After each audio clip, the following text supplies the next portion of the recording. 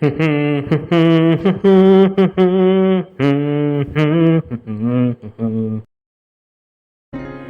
video will be all about Attack on Titan, mostly the ending.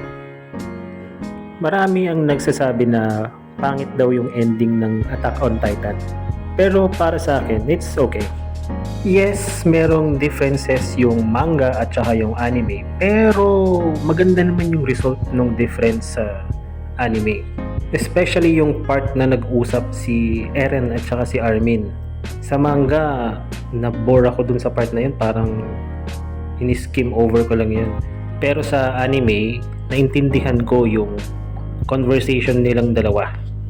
Pero kung isa kayo sa mga nagbasa ng manga before pinanood yung anime, mapapansin nyo na ang Attack on Titan is very loyal to the source material. Siguro mga 90% loyal. So here's how the ending went. Mikasa kills Eren reluctantly. Mikasa takes Eren's head and buries it under a tree where he used to take naps. Many years pass. Mikasa dies.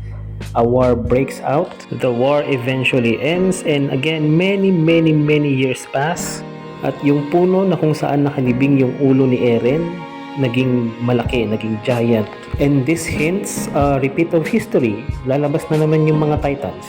Mind you, yan yung ending sa manga at yan din yung ending sa anime. Akala ko hindi nga magiging ganyan eh. Pero lumitaw din yung parts na yun sa end credits. Now for our own end credits or outro.